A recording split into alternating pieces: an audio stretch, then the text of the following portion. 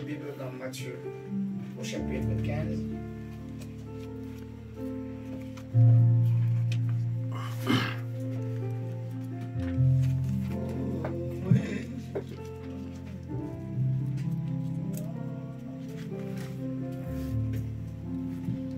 Matthieu chapitre 15, au verset 13.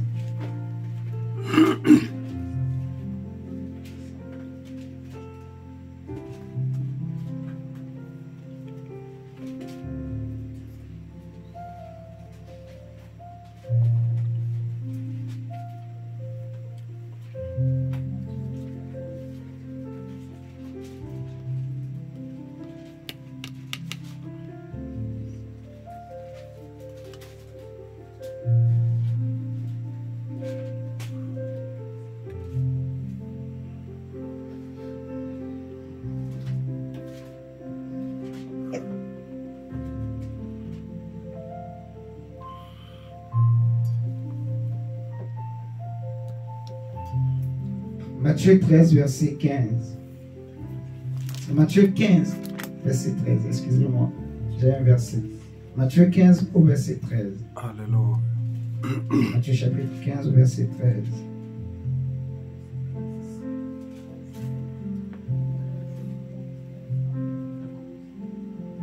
Donc, il est écrit, il répondit, toute plante que n'a pas planté mon Père, qui est au ciel, sera arrachée. Point. Ça, c'est la version français courant. Si je lis la version Louis Ségon, c'est écrit, il répondit, toute plante que n'a pas planté mon Père céleste sera déracinée. Et ça va être le thème que nous allons partager ce soir.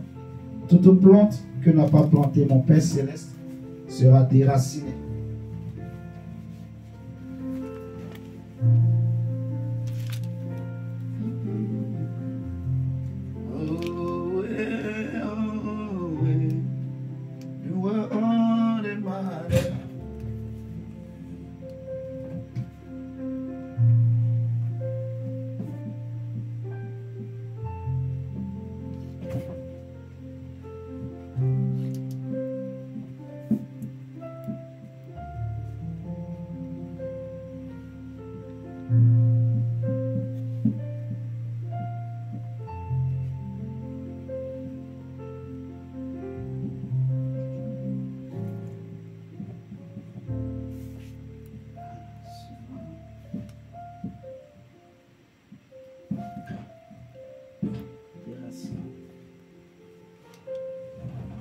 Je vais écrire un peu mal, excusez-moi.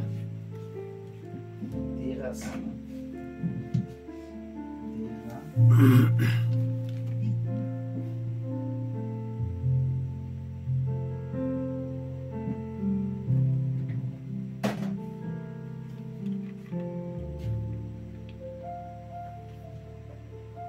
Vous connaissez une personne qui s'appelle Alain par hasard? Non. Non. C'est bien. Matthieu 15, verset 13. Il répondit, toute plante que n'a pas planté mon Père céleste sera déracinée. Amen, amen. Amen. Toute plante que n'a pas planté mon Père céleste sera déracinée. Quand le Seigneur parle de toute plante que n'a pas planté mon Père céleste, il voulait parler de quoi? En regardant l'histoire ou en lisant l'histoire, si on retourne un peu en arrière, on va voir que les disciples de Jésus, ils n'ont pas l'habitude de se laver les mains quand ils veulent manger. Ils passent par exemple dans un champ, ils trouvent des épis de maïs, ils les arrachent et ils mangent. Mais les pharisiens, les juifs, eux, ils ne fonctionnent pas comme ça. Pour eux, avant de manger, il faut se laver les mains, il faut bien se laver les mains. Il faut rincer les mains, laver avec du savon, ainsi de suite. Ils ont pas mal de traditions qu'ils pratiquent. Et un jour, Jésus était en train de passer avec ses disciples. Ils ont vu le Seigneur. Ils ont vu les disciples en train de manger sans se laver les mains. Ça va les scandaliser. Ils vont poser la question, Seigneur, pourquoi tes disciples, ils mangent, ils prennent leur repas sans se laver les mains? Donc, sans respecter les traditions. les traditions des anciens. Et Jésus va le dire, pourquoi vous aussi, vous abandonnez la loi de Dieu au profit de vos traditions? Donc vous remplacez la loi de Dieu, les commandements de Dieu par vos traditions. Amen, amen. Amen. Et il va le dire que ce n'est pas tout ce qui rentre dans l'homme qui souille l'homme, qui est impur. Parce que le problème des Juifs, c'était par rapport à l'impurité. La pureté, en fait. Pour eux, manger sans se laver les mains, c'est se souiller. Vous voyez?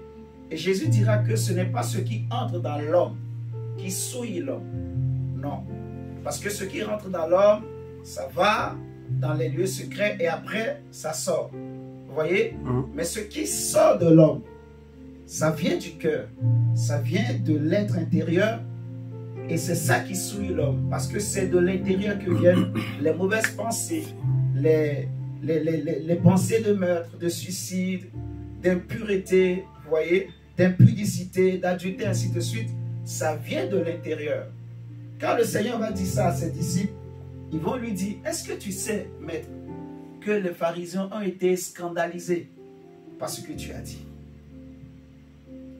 Le fait de leur dire que ce n'est pas ce qui rentre dans l'homme qui souille l'homme, ça les a scandalisés. Comment un homme peut manger sans se laver les mains?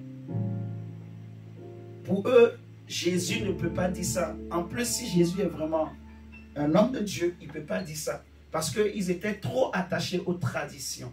Vous voyez? Et le Seigneur, c'est là qu'il va prononcer cette parole en disant que toute plante que n'a pas planté mon Père Céleste sera déracinée. Donc, la première des choses que ce texte nous fait comprendre, c'est par rapport à certaines choses qui ont été plantées en nous. Vous voyez? Des coutumes, des traditions, comme ce que les Juifs, les anciens ont mis en place. Des traditions, des coutumes qui n'ont rien à voir avec la loi de Dieu, avec la vérité, avec la volonté de Dieu. Amen, amen. Amen. Est-ce que jusque-là, c'est clair pour tout le monde? Amen. Ce que Jésus veut parler, il veut parler de ce qui a été planté. Qu'est-ce qui a été planté? Tradition, coutume, vous voyez, comportement, caractère. Ce qu'on appelle parfois des traits héréditaires, des liens héréditaires. Vous voyez, on a parlé du cordon ombilical, donc que la maman utilise pour transmettre des choses à l'enfant. Vous voyez ce que je dis? Jésus dit, tout ce que mon Père Céleste n'a pas planté sera déraciné. Lorsque nous prenons Genèse par exemple, dans Genèse, lorsque Dieu a créé Adam et Ève, ils n'avaient pas encore péché. Vous êtes d'accord avec moi? Adam et Ève n'avaient pas péché, mais ils n'étaient pas aussi des dieux. Vous voyez?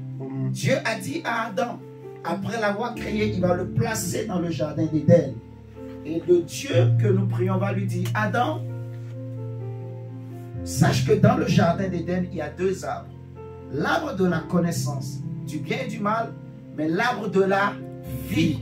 Amen. Amen. Donc, le Seigneur a voulu faire savoir à Adam, sache que dans ce jardin, il y a un arbre qui donne la vie éternelle. C'était volontaire que Dieu lui avait parlé de ça. C'était pour susciter la curiosité d'Adam, pour le pousser à aller prendre le fruit de l'arbre de la vie, afin d'en manger et de vivre éternellement. Vous voyez, on avait déjà vu que si Adam avait mangé ce fruit, eh bien, tout son être allait être transformé. Il allait revêtir l'immortalité, l'incorruptibilité.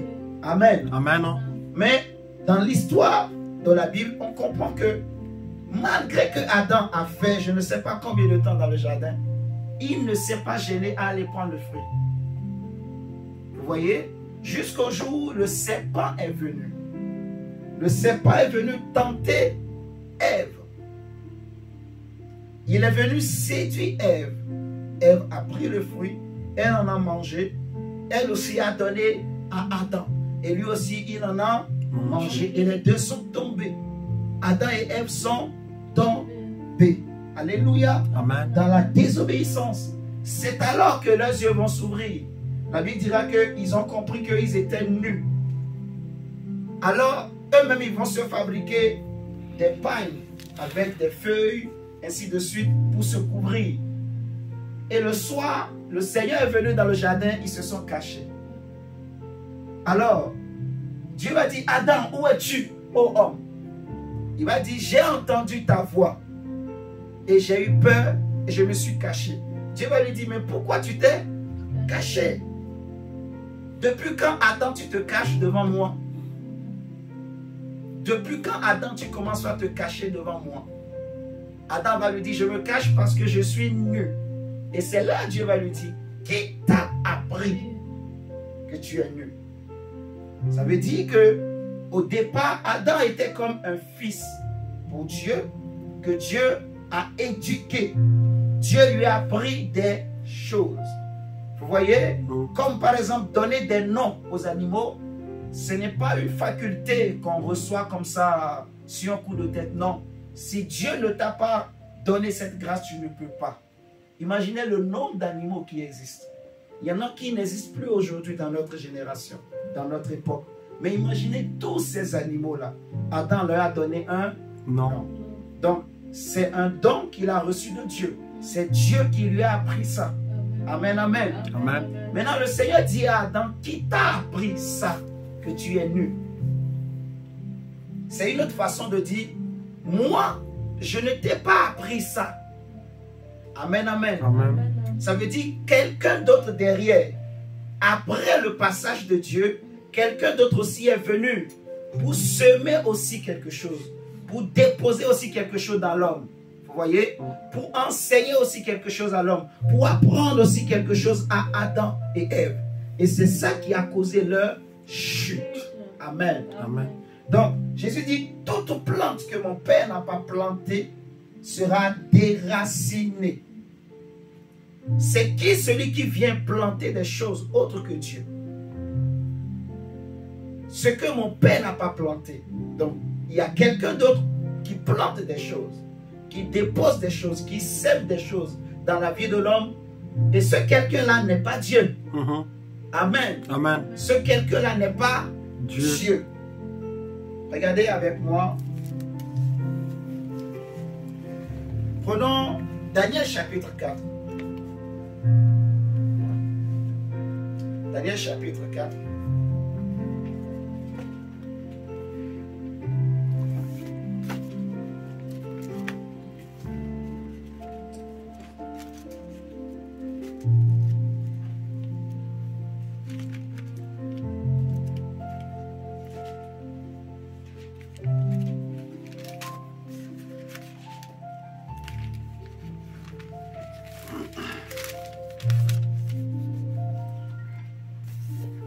Daniel 4,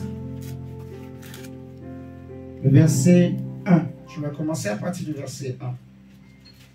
Daniel chapitre 4. La Bible nous dit, Nebuchadnezzar, roi, à tous les peuples, aux nations, aux hommes de toute langue qui habitent sur toute la terre, que la paix vous soit donnée avec abondance. Il m'a semblé bon de faire connaître les signes et les prodiges que le Dieu suprême a opérés à mon égard. C'est Nabuchodonosor qui parle. Il dit que ces signes sont grands, que ces prodiges sont puissants. Son règne est un règne éternel et sa domination subsiste de génération en génération. Verset 4. Moi, Nebuchadnezzar, je vivais tranquille dans ma maison et heureux dans mon palais. J'ai eu un songe qui m'a effrayé. Là, ça devient très intéressant. Il dit, j'ai eu un songe qui m'a effrayé. Les pensées dont j'étais poursuivi sur ma couche et les visions de mon esprit me remplissaient d'épouvante. J'ordonnai qu'on fît venir devant moi tous les sages de Babylone afin qu'ils me donnassent l'explication du songe. Alors vinrent les magiciens, les astrologues, les chaldéens et les devins. Je leur dis le songe et ils ne m'en donnaient point l'explication. En dernier lieu se présenta devant moi Daniel, nommé Belshazzar, d'après le nom de mon Dieu, et qui a en lui l'esprit des dieux saints. Je lui dis le songe. Belshazzar, chef des magiciens, qui a en toi, je le sais, l'esprit des dieux saints, et pour qui aucun secret n'est difficile. Donne-moi l'explication des visions que j'ai eues en songe. Voici les visions de mon esprit. Pendant que j'étais sur ma couche, je regardais, et voici, il y avait au milieu de la terre un arbre. Il y avait où? Au milieu de la terre, un arbre d'une grande hauteur. Un arbre d'une grande hauteur. Cet arbre était devenu grand et fort. Sa cime s'élevait jusqu'aux cieux. Et on le voyait des extrémités de toute la terre. Son feuillage était beau et ses fruits abondants. Son feuillage était beau et ses fruits abondants. Il portait de la nourriture pour tous. Les bêtes des champs s'abritaient sous son ombre. Les oiseaux du ciel faisaient leur demeure parmi ses branches. Et tout être vivant tirait de lui sa nourriture. Attendez, avant de continuer à la lecture, est-ce que vous êtes en train de réaliser les qualités de cet arbre, les capacités de cet arbre?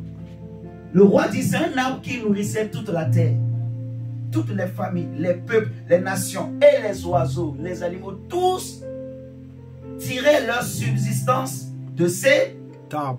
Alléluia. Amen. C'était un grand arbre qui est devenu encore fort, géant, qui remplit.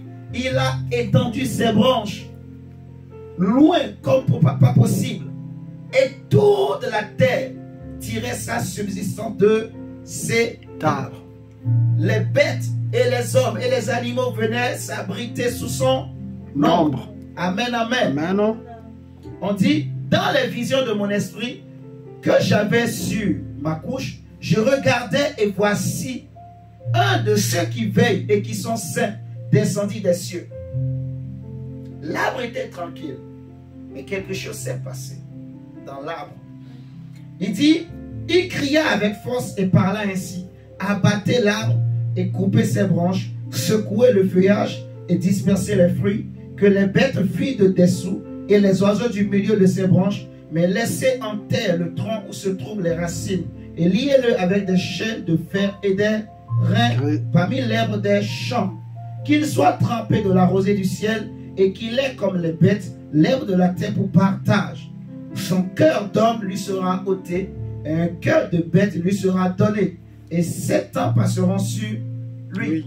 Cette sentence est un décret de ceux qui veillent. Cette résolution est un ordre des saints, afin que les vivants sachent que le Très-Haut domine sur le règne des hommes, qu'il le donne à qui il lui plaît, et qu'il y élève le plus vil des hommes. Voilà le songe que j'ai eu, moi le roi Nebuchadnezzar. Toi, Belshazzar, donne-en l'explication, puisque tous les sages de mon royaume ne peuvent me la donner. Toi, tu le peux, car tu as en toi l'esprit des dieux saints. On peut s'arrêter déjà là. Ici, le roi Nabuchodonosor, on voit au verset 16, on dit son cœur d'homme lui sera ôté. Donc cet arbre-là, c'est un homme. Vous voyez? C'est un homme que on dit ceux qui veillent, les saints, en parlant des anges de Dieu. L'un d'entre eux va descendre et va prononcer un décret sur cet arbre. Que cet arbre doit être abattu, coupé. Mais l'ange dit, il ne faut pas le déraciner. Je vais très bien. Il faut le couper. Alléluia. Amen. Il faut le couper, mais il ne faut pas le déraciner. Mais Jésus lui dit que tout ce que mon Père n'a pas planté sera déraciné. Jésus n'a pas dit sera coupé.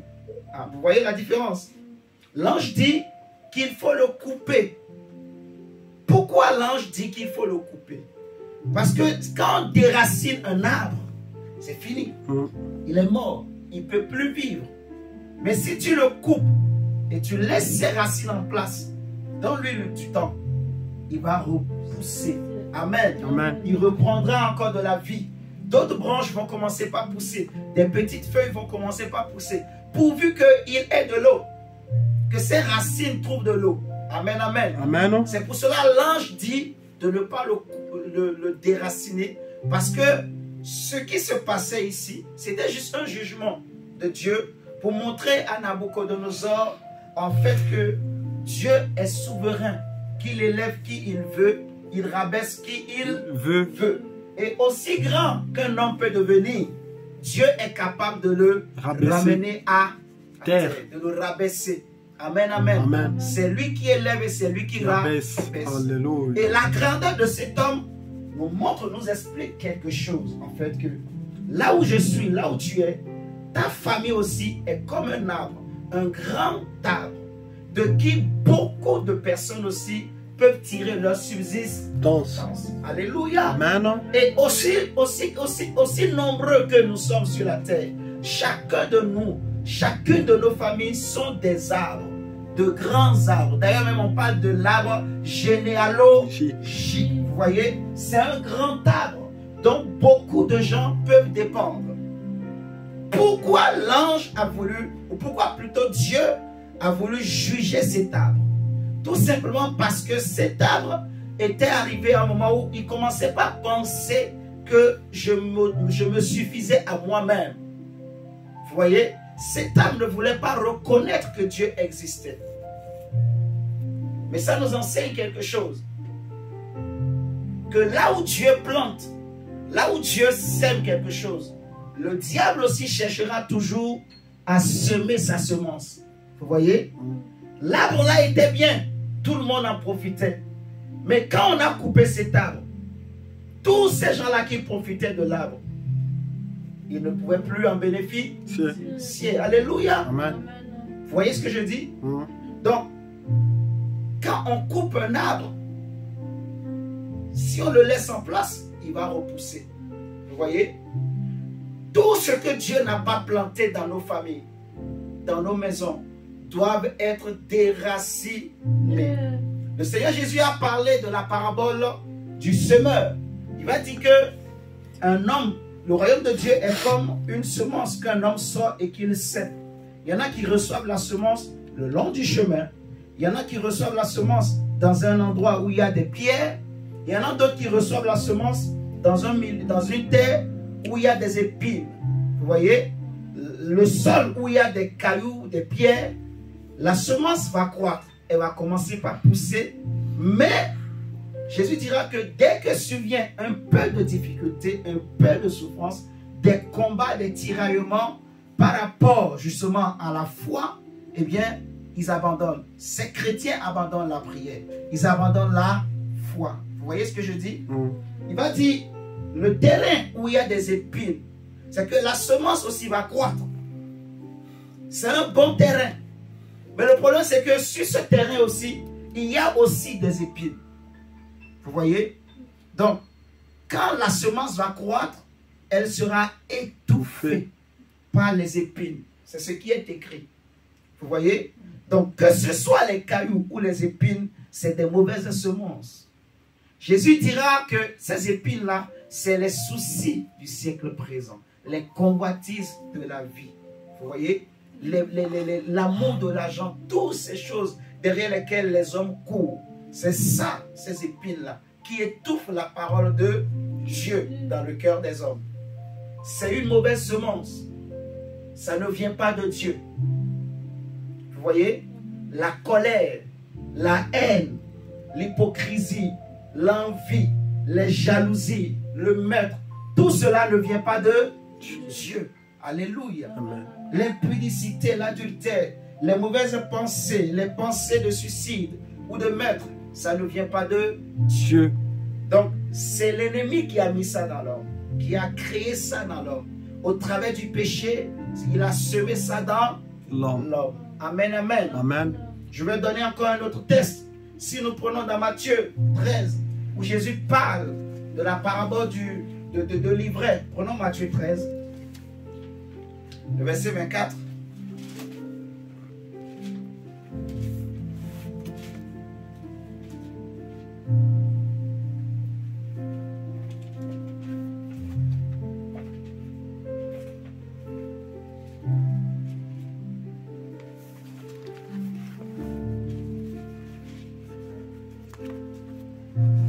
Matthieu 13, verset 24, il leur proposa une autre parabole et il dit: le royaume des cieux est semblable à un homme qui a semé une bonne semence dans son champ. Mais pendant que les gens dormaient, son ennemi vint, sema de l'ivraie parmi le blé et s'en alla. Donc, un homme a semé une bonne semence dans son champ, mais pendant que les gens dormaient, l'ennemi est venu semer quoi? De l'ivraie, et il est parti. Amen. Amen. Jésus dit: lorsque l'herbe eut poussé et donné du fruit, l'ivraie parut aussi. Les serviteurs du maître de la maison vinrent lui dire: Seigneur, n'as-tu pas semé une bonne semence dans ton champ? D'où vient donc qu'il y a de l'ivraie? Il leur répondit: c'est un ennemi qui a fait cela. Amen. Amen. C'est un ennemi qui a fait cela. Dieu a tout créé droit. Dieu a tout créé bon. Amen. Amen. Dieu n'a jamais voulu que l'homme échoue. Non. Dieu n'a jamais voulu qu'il y ait des incompréhensions, des divisions, qu'il y ait le malheur, les meurtres, les décès, la mort même. Dieu n'a jamais voulu ça, que les hommes meurent. Jésus dira même que l'enfer n'a pas été créé au départ pour l'homme. Le séjour des morts n'a pas été créé pour l'homme, mais pour le diable et ses anges et ses démons. Vous voyez, Jésus le dit, il a été créé pour le diable et ses démons. Mais pourquoi l'homme y va finalement dans l'enfer? Tout simplement parce que il y a quelque chose d'autre qui a été semé dans l'homme et qui détruit l'homme, en fait. Vous voyez, si on ne déracine pas, si on coupe seulement la semence, tôt ou tard, elle va repousser. Alléluia. Amen. Ça, j'insiste vraiment qu'on comprenne bien. Parce que souvent, ce qui se passe, on coupe les liens, on coupe les relations. Il y en a, par exemple, pour fuir la sorcellerie, il va dire: je suis fatigué, je vais quitter l'Afrique. Je viens en Europe, je coupe toute relation avec ma famille. Je ne parle plus avec mon père, je ne parle plus avec ma mère, je ne parle plus avec mes cousins et mes cousines, je ne parle plus avec père. Ok, c'est bien, tu as coupé les relations, mais tu n'as pas déraciné la chose. Même si tu as quitté l'Afrique, c'est quelque chose, ça ne connaît pas de distance. Parce que là, nous rentrons dans le domaine spirituel. Un esprit n'a pas des os. Jésus le dit. Si tu mets la main dedans, ça traverse. Tu mets la main dans l'eau, ça traverse. Tu mets la main dans l'air, ça traverse. Nous sommes ici, mais il y a de l'air qui circule. Alléluia. Amen. Et là où tu es, là où je suis aussi, j'ai un souffle en moi. Tu as aussi un souffle. Je suis un esprit, tu es un esprit. Alléluia. Amen. Quelqu'un peut être en Afrique et puis il appelle son cousin ici en Europe. Il dit: cousin, toi là, hier, là où tu es parti là, si tu ne fais pas attention, je vais te taper. Le cousin dit: mais oncle, mais j'étais parti où? Tu étais allé en boîte de nuit là, tu étais avec une fille courte, ainsi de suite. Il décrit exactement la vie que le cousin a passé la nuit là.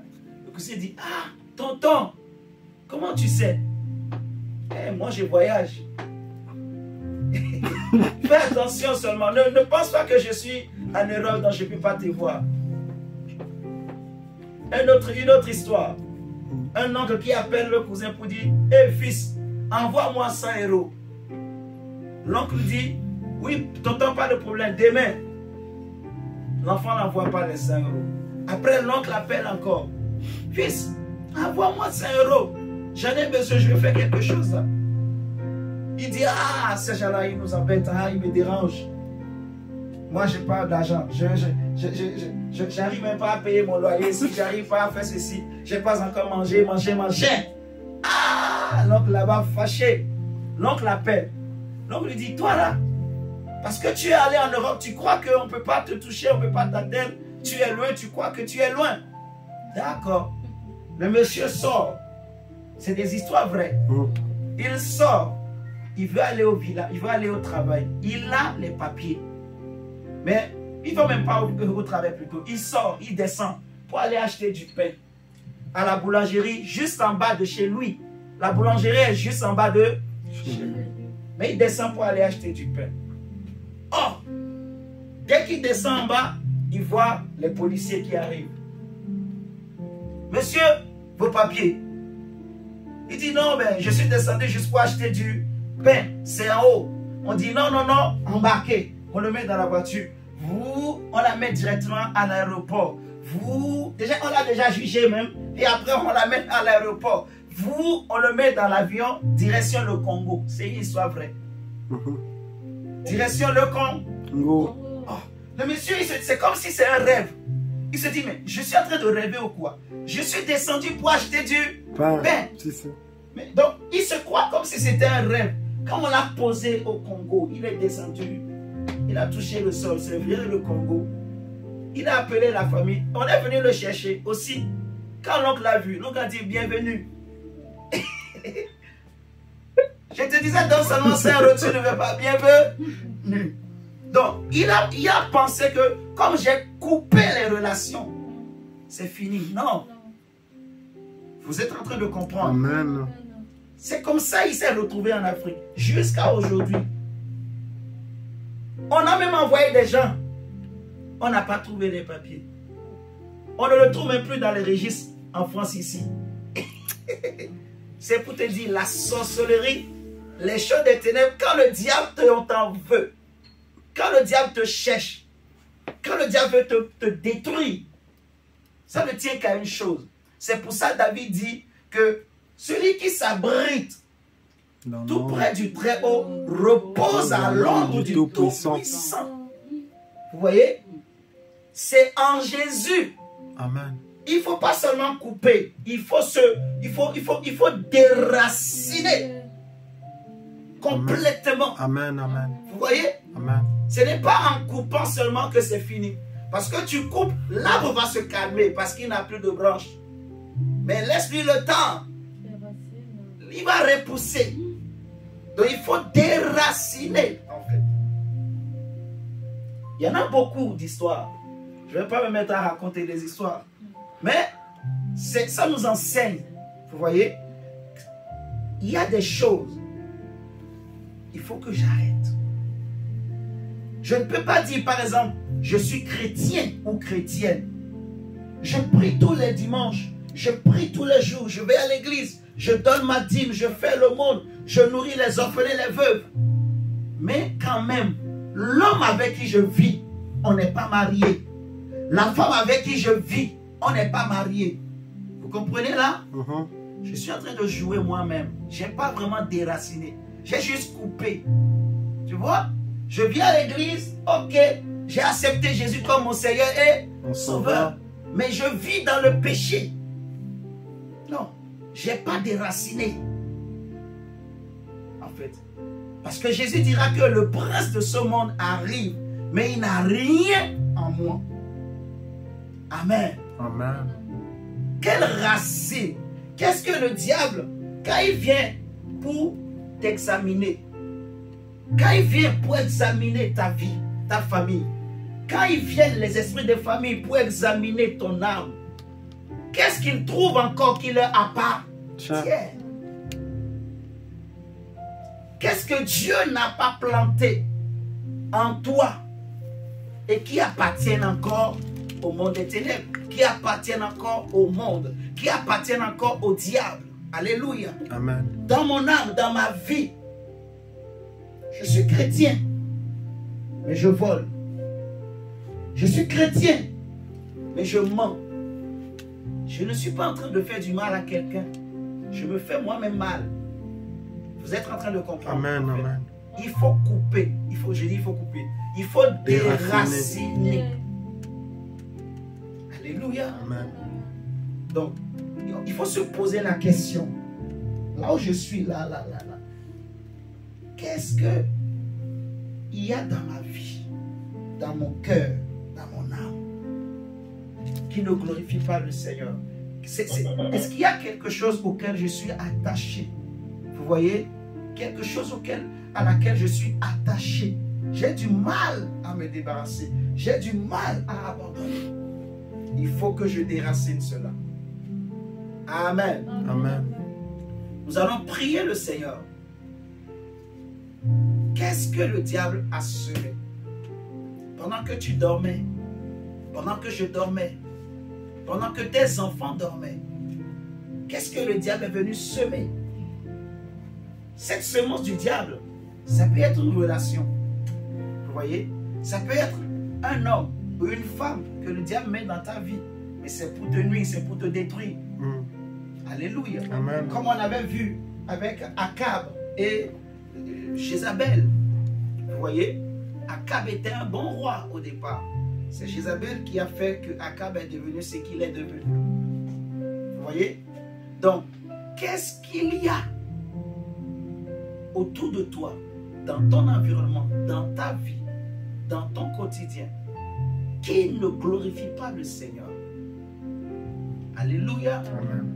On va prier le Seigneur. Le premier sujet de prière, c'est par rapport à nous-mêmes d'abord. Nous-mêmes. Mon âme, mon esprit, mon corps. Tout ce que moi-même je sais en moi que ça ne donne pas gloire à Dieu. Amen. Amen. Au niveau de la prière, au niveau du service de Dieu, au niveau de la méditation, est-ce que je le fais vraiment comme la parole de Dieu dit? La Bible dit par exemple que la parole de Dieu, c'est la santé pour mes os. Amen. Amen. C'est la santé pour mes os. Mais est-ce que je comprends ça, moi par exemple? Alléluia. Est-ce que je comprends ça? Est-ce que je chéris la parole? Est-ce que je continue à m'appuyer sur moi-même? Il faut se repentir et laisser le Seigneur prendre complètement la place. Jésus n'est pas venu pour sauver les forts. Il est venu sauver les faibles. Alléluia. Amen. C'est pour ça qu'on dit les malades, ceux qui sont humbles de cœur. Paul dira, ne regardez pas comme si parmi vous il y a des forts, il y a des sages. Non. Dieu a pris des choses viles, des choses que le monde méprise, rejette. Vous voyez? Tant que l'homme s'appuie sur lui-même, il n'a pas besoin de Dieu. Et maman Clarisse, aussi longtemps que l'homme, il s'appuie sur son intelligence, il s'appuie sur ses connaissances, il s'appuie sur ses relations, il s'appuie sur son compte bancaire, Dieu le laisse tranquille. Il se sent fort. Et tant qu'il se sent fort, Dieu ne le touchera pas. Jésus est venu pour les faibles. Ceux qui se sentent faibles. Et ceux qui sont faibles, ils se confient totalement à Dieu. Vous voyez, esprit, âme et corps. Tout appartient à Jésus. Tout est totalement donné à Dieu. Dieu prend toute la place. Alléluia. Mes frères et sœurs, nous sommes dans un monde très très dangereux. Même quand tu penses que tu es fort, même quand tu penses que tout va bien, l'ennemi peut venir semer quelque chose. Et quand le diable sème, il n'est pas pressé. Il faut être vraiment sincère avec vous. Le diable n'est pas pressé. Il est patient. Le diable. Il peut s'aimer quelque chose aujourd'hui. Et il attend. Ça peut faire 40 ans, 50 ans avant de se manifester. Tant qu'il n'a pas trouvé une occasion favorable, la Bible dira que quand il a tenté Jésus dans le désert, il n'a pas réussi, il est parti, il a laissé, attendant un moment favorable. Vous voyez? Quand je prends un exemple comme un homme, comme Judas, que Jésus lui-même a recruté, c'est Jésus lui-même qui l'a pris, Judas. Judas gardait la caisse. Mais c'est le même Judas que le diable va chercher à utiliser pour détruire le Seigneur. Vous voyez? Donc, un homme dans son entourage, son cercle fermé, ses proches rapprochés, je peux dire ses amis rapprochés ou ses parents rapprochés. Vous voyez?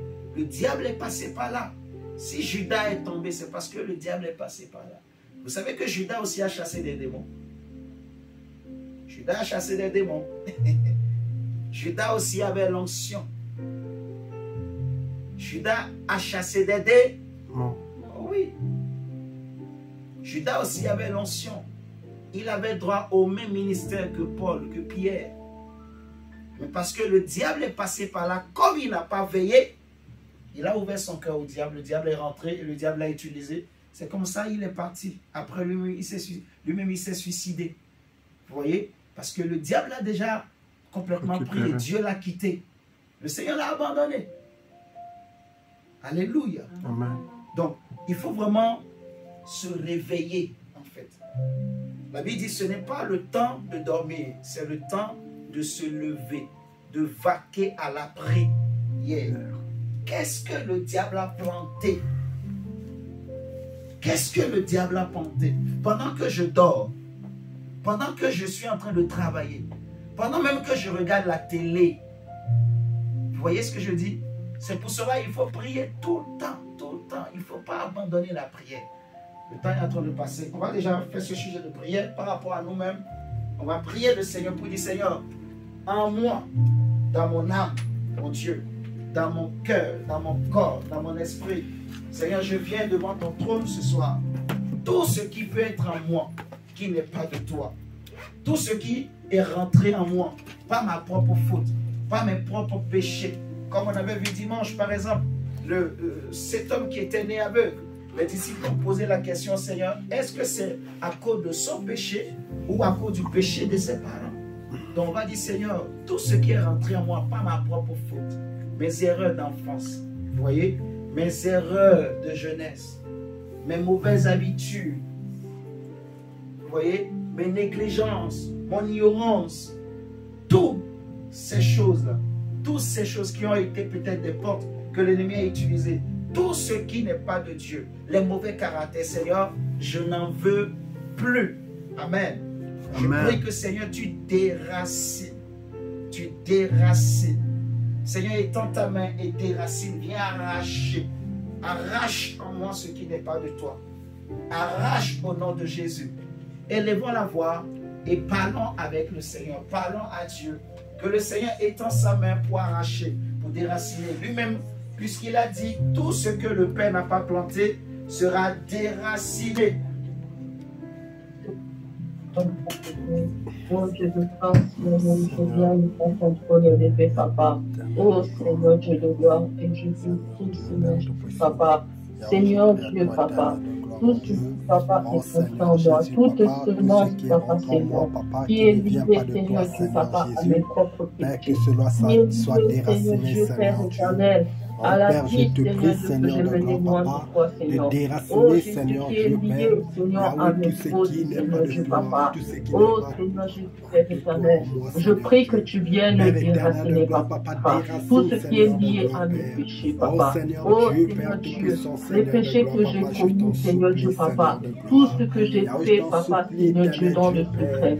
Éternel Dieu de gloire, papa, et qui a été une porte ouverte pour l'ennemi, où le diable a utilisé ça pour venir semer ce pourquoi tu n'as pas planté. Seigneur, je te prie de déraciner. Seigneur, je te prie de déraciner, papa. Oh Seigneur, Dieu Père éternel, Yahweh, Seigneur, et pitié, papa. Oh Seigneur, Dieu Père éternel, Seigneur, depuis toutes les fautes que j'ai commises, papa, Seigneur, on a déracine la fatigue de son papa, Seigneur. Oh Père, je te tout ce que j'ai dit, Seigneur Jésus, papa, tout ce que tu fais, papa, Seigneur Dieu Père, oh Jésus, Père éternel, je te demande pardon. La vie de péché que j'ai menée, la vie d'impudicité que j'ai menée, Seigneur Dieu Père, la vie de mensonge que j'ai menée,